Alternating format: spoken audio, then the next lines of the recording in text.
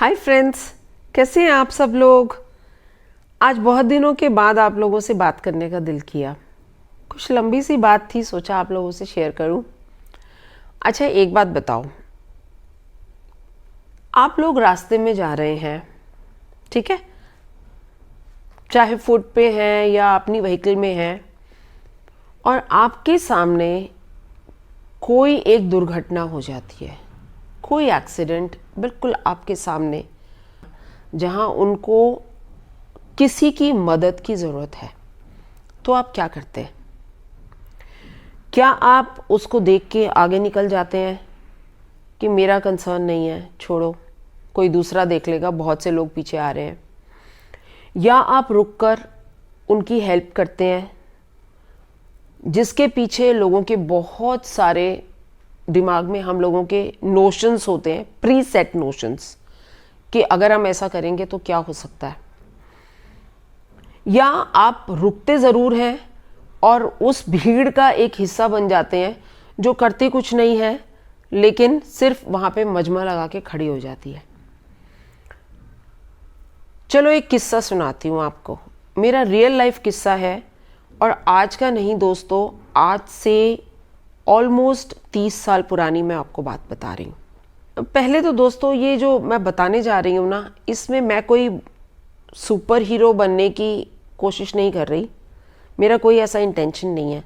लेकिन बताने का जो इंटेंशन है वो आपको जैसे जैसे बढ़ेगी स्टोरी आपको पता चल जाएगा। तो पूरी वीडियो देखिएगा आखिर तक। और हाँ, मुझे अच्छा लगेगा अगर आप लोग सब्सक्राइब के बटन को दबा देंगे, तो जुड़े रहेंगे मेरे साथ। मैं ऐसी कुछ कुछ बातें आप लोगों से करती हूँ, अगर आपको इंटरेस्टिंग लगे मेरी बातें। आने वाले टाइम में एक बहुत ही इम्पॉर्टेंट आप लोगों से इशू शेयर करने वाली हूँ। मेरा दिल करता है, जब मेरा दिल करता है ना, कुछ कुछ सोशल इश्यूज़ होते हैं या जो भी हमारे मॉरल इश्यूज़ हैं, तो मेरा जो दिल करता है बस मैं बोल देती हूँ आप लोगों से। इसीलिए इस चैनल का नाम भी मैंने लिखा है मधुस जो दिल का है। जो मेरा दिल करता है वो मैं आप लोगों से शेयर कर लेती हूँ। तो चलो मुद्दे पे आती हूँ। ऑफिस जाती थी, और ऑफिस जाने के लिए मैं चार्टर्ड बस का यूज़ करती थी। चार्टर्ड बस दिल्ली में एक बहुत बीच में तो बहुत ज़्यादा ट्रेंड था, अब तो थोड़ा कम हो गया है, मेट्रोज़ वगैरह चल गई हैं, पब्लिक ट्रांसपोर्ट अच्छा हो गया। उन दिनों पब्लिक ट्रांसपोर्ट इतना अच्छा नहीं होता था।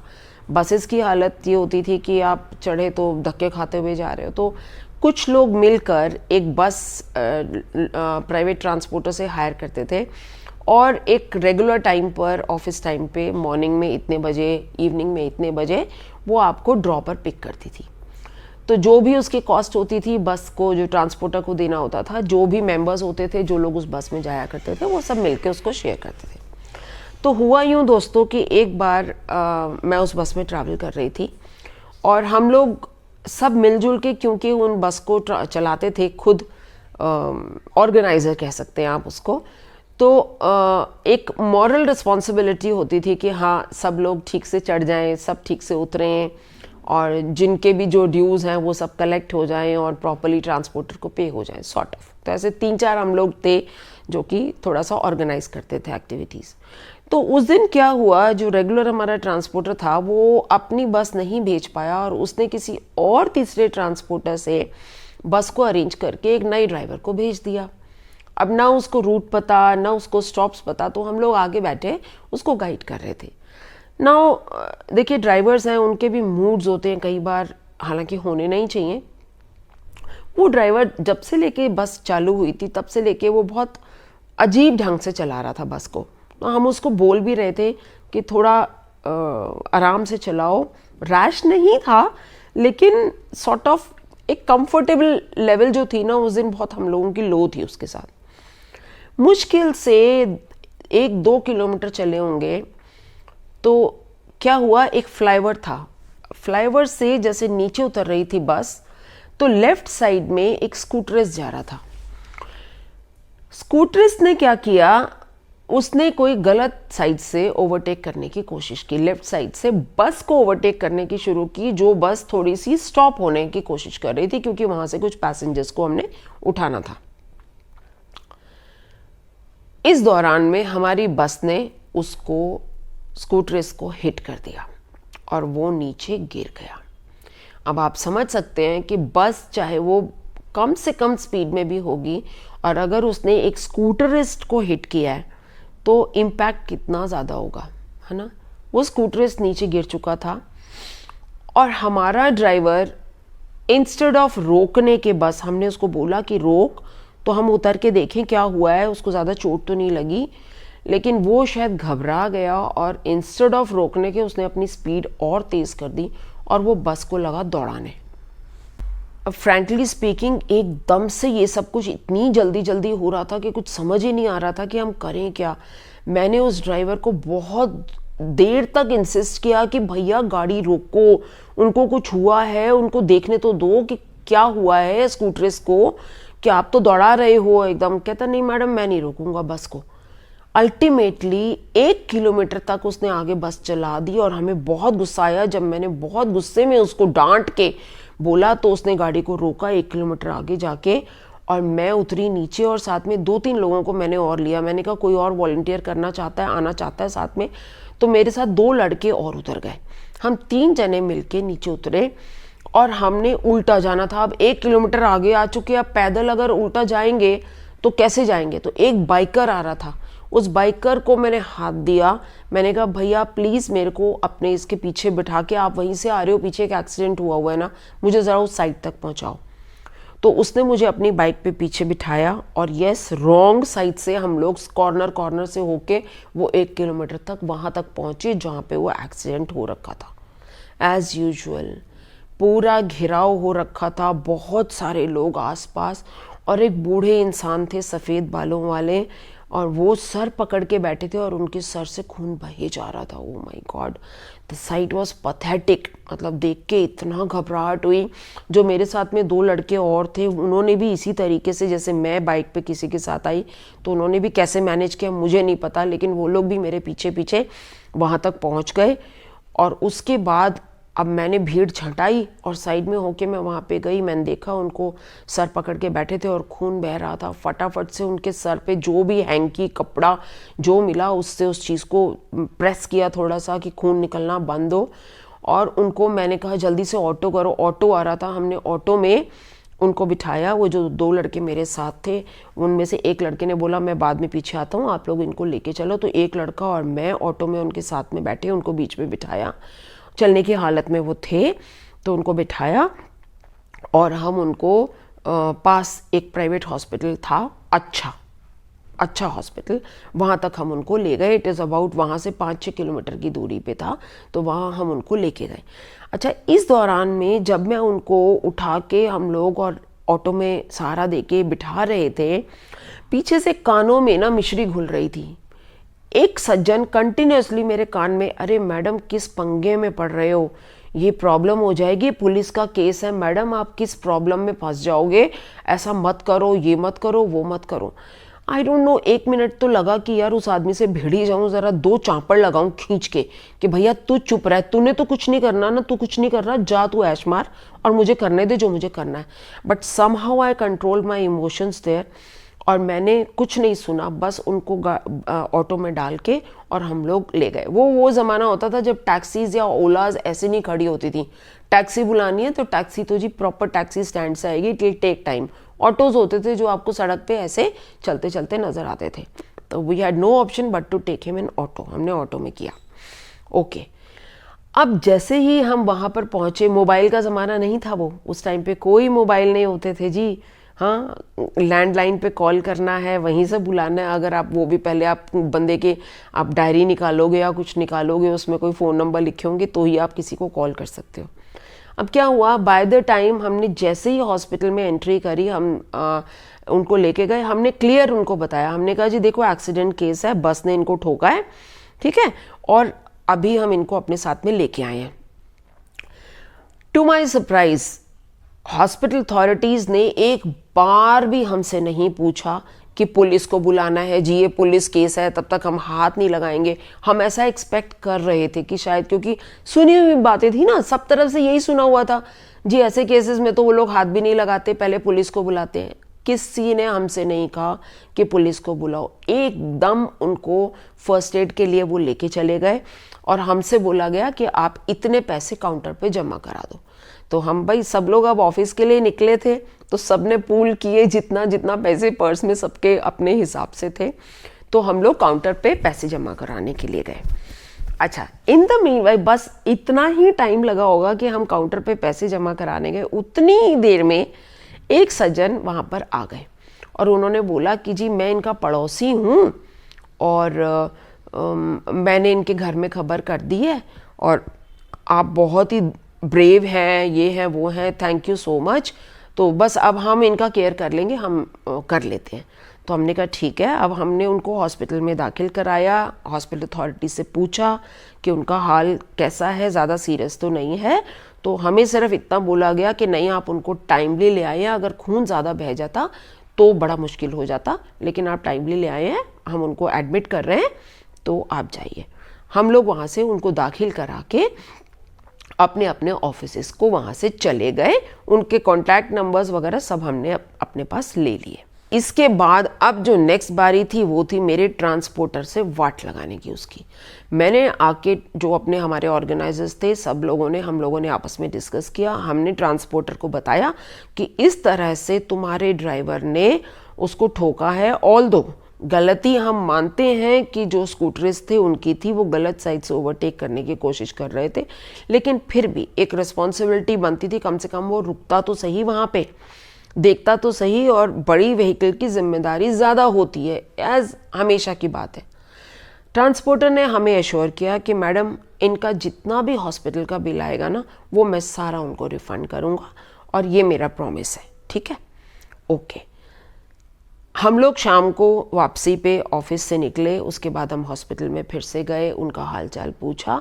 तब तक उनको हॉस्पिटल अथॉरिटीज़ ने एक दिन रखने की बात कही कि आज का दिन हम इनको रखेंगे। तो उनसे हमने पूछा कैसे हैं, हमें ये पता चला कि उन्होंने पुलिस की कंप्लेन करने से मना कर दिया था कि मैं पुलिस की कंप्लेन नहीं करूँगा। तो वो उनकी अपनी चॉइस थी, हमने उनको कोई फोर्स नहीं किया था। और हमने उनको पीस ऑफ इन्फॉर्मेशन दे दिया कि आपका जो भी हॉस्पिटल का बिल आएगा वो ट्रांसपोर्टर पूरा रिफ़ंड करेगा, आप उसकी चिंता मत करना। तो वो बहुत ग्रेटफुल थे। चलिए 2-3 दिन वो हॉस्पिटल में रहने के बाद अपने घर चले गए और हमारे पास उनका एड्रेस था। तो कुछ दिन के बाद मैं और मेरे साथ में जो हम और ऑर्गेनाइजर्स थे बस के, हमें लगा कि हमें उनको एक बार घर पर विजिट करना चाहिए। एक जहाँ मैं रहती थी वहाँ से बदरपुर बॉर्डर पास में था और बदरपुर बॉर्डर में कुछ जनता फ्लैट्स हैं जो एक एक कमरे के मकान हैं, वहाँ पर वो रहा करते थे। तो मैं जब वहाँ पर हम लोगों ने गए वहाँ पर, तो हम बाहर काफ़ी दूर गाड़ी हमने खड़ी करी और वहाँ से फिर पैदल हमें उनके घर तक जाना था। एक रोड था जिसके दोनों तरफ मकान थे।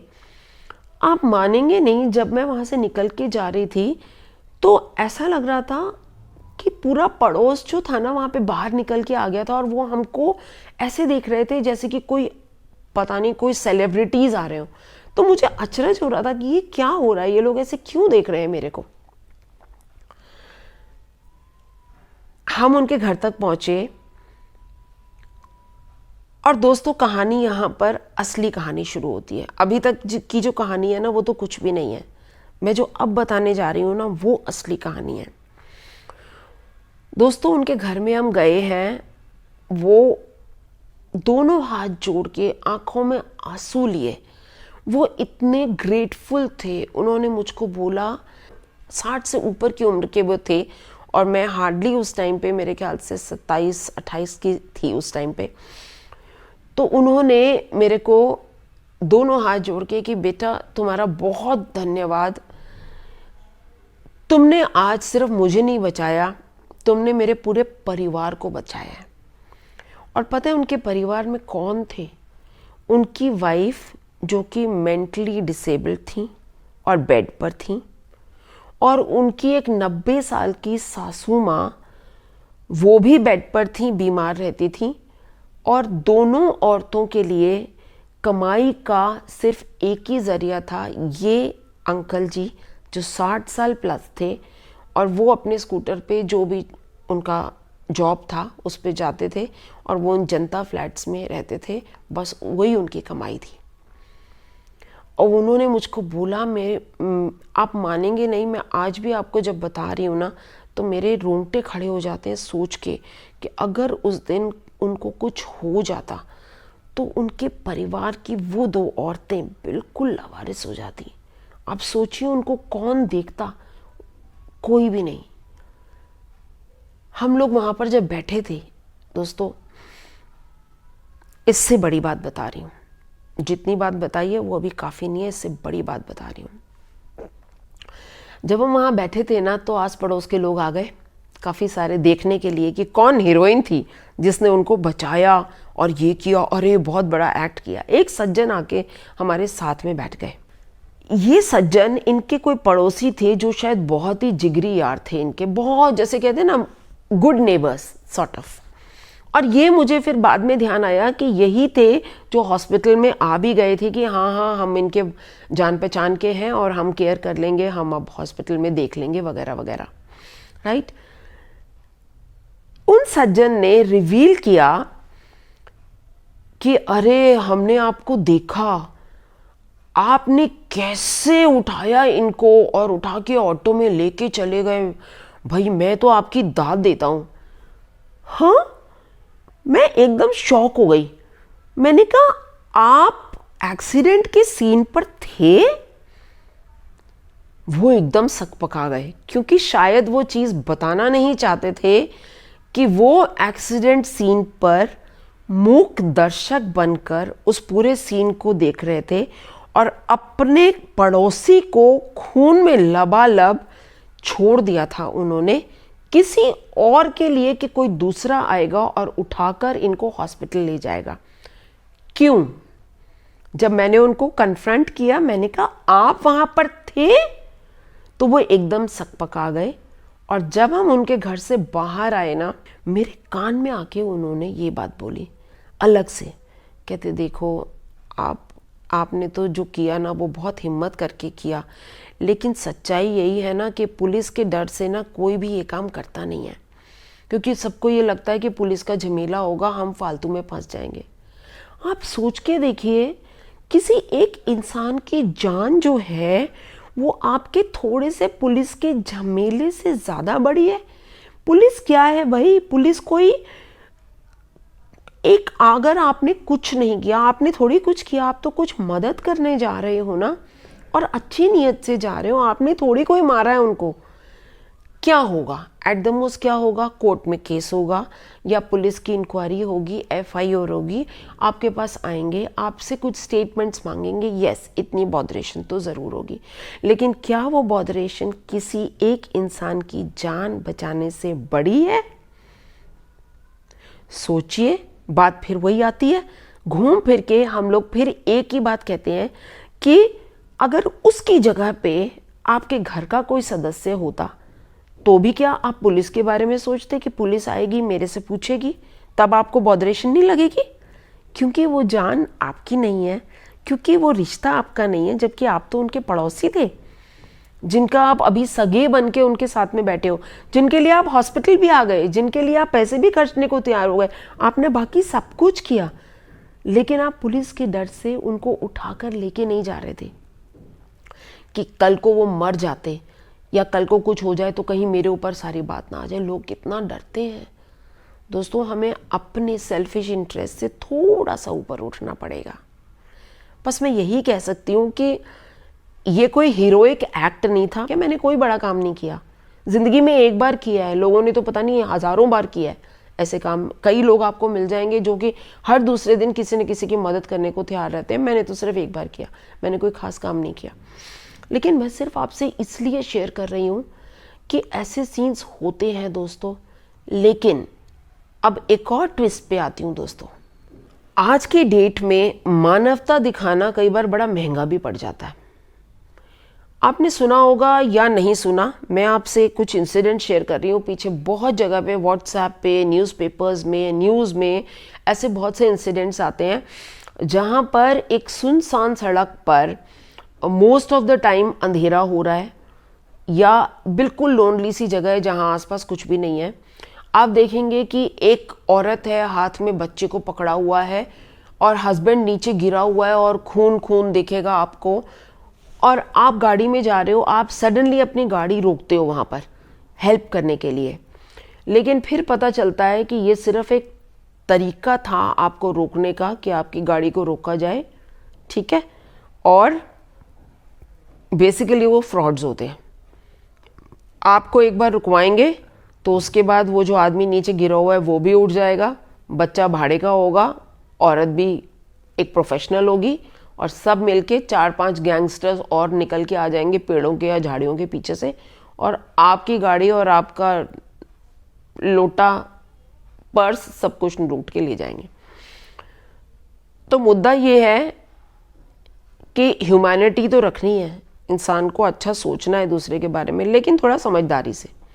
अब अगर आपको कोई ऐसी सिचुएशन कभी सड़क पर नज़र आती है जहां आप ये देखते हो कि मैं एक ऐसी जगह से जा रहा हूं या जा रही हूं जहां पे कि एक अंधेरी सी लोनली सी जगह है जहां रुकना मेरे लिए रिस्की हो सकता है, और मुझे दिख रहा है कि कोई एक्सीडेंट, आपको कुछ नहीं करना, आपको अपनी चलती गाड़ी में रोको मत गाड़ी को अपनी, आप चलती गाड़ी में पुलिस को कॉल करो। 100 नंबर है ना अपना, 100 नंबर तो सबको पता है, ठीक है। 100 नंबर पे कॉल करो और इमीडिएटली पुलिस को बोलो आने के लिए कि मैं यहाँ से निकल के आ रहा हूँ या आ रही हूँ, और वहाँ पर मुझे ऐसा दिखा है, लेकिन मैंने अपनी गाड़ी को रोकना ठीक नहीं समझा कि मुझे नहीं पता कि वो फ्रॉड है या वाकई है।